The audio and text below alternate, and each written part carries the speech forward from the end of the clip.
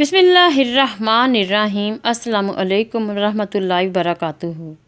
جو مانگنا ہے اللہ تعالیٰ سے مانگو، یا اللہ تعالیٰ ہمارے گناہوں کو بخش دے، ہمارے والدین کی مغفرت فرما، ہمارے رزق، عمر، اعمال صالحات، عزت، آبرو، عقل، علم اور فہم شعور میں برکت عطا فرما، ہمارے اہل و عیال کو سلامت رکھ لے اور ہم سب کو راہ راست پر قائم رکھ لے، آمین۔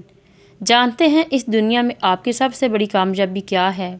اپنی اولاد کو ایک کامیاب ترین اور اللہ تعالیٰ کا خوف رکھنے والے انسان کی صورت میں اس دنیا میں لوگوں کے لیے ایک مثالی انسان اور اپنی آخرت کے لیے اپنا صدقہ جاریہ بنتے ہوئے دیکھنا۔ کسی سے بلائی کرو تو بدلے میں بلائی کی امید نہ رکھو۔ اب ہر ایک کا دل آپ جیسا تو نہیں ہے نا۔ ضروری نہیں ہر تحفہ کوئی چیز ہی ہو، پیار، احساس اور عزت جیتنا بھی بہت بڑا قیمتی تحفہ ہوتا ہے۔ کتنے عجیب ہیں نا لوگ، بات پکڑ لیتے ہیں اور انسان چھوڑ دیتے ہیں۔ جو شخص ہاتھ اٹھا کر دوسروں کی خوشی کے لیے اللہ تعالیٰ سے دعا مانگتا ہے، خوشیاں سب سے پہلے اس کے دروازے پہ دستک دیتی ہیں۔ پروردگار آپ کا دامن لاتعداد خوشیوں سے بھر دے، آمین۔ ہنسی کے پیچھے کا درد، غصے کے پیچھے کا پیار اور خاموش رہنے کی وجہ ہر کوئی نہیں سمجھ سکتا۔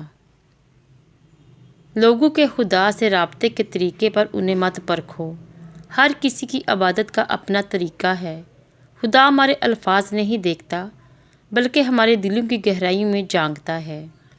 مذہبی تقریبات اور رسومات سے فرق نہیں پڑتا، بلکہ یہ کہ ہمارے دلوں میں خلوص ہے کہ نہیں۔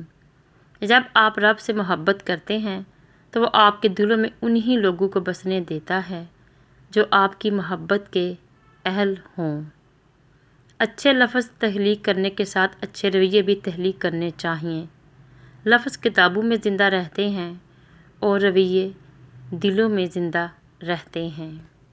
اپنی ذہنی صحت کا خیال رکھنے میں یہ بھی آتا ہے کہ جو لوگ بضد ہوں، آپ کو غلط سمجھنے پر ان سے بحث نہ کی جائے اور جتنا ہو سکے کنارہ کشی اختیار کر لی جائے۔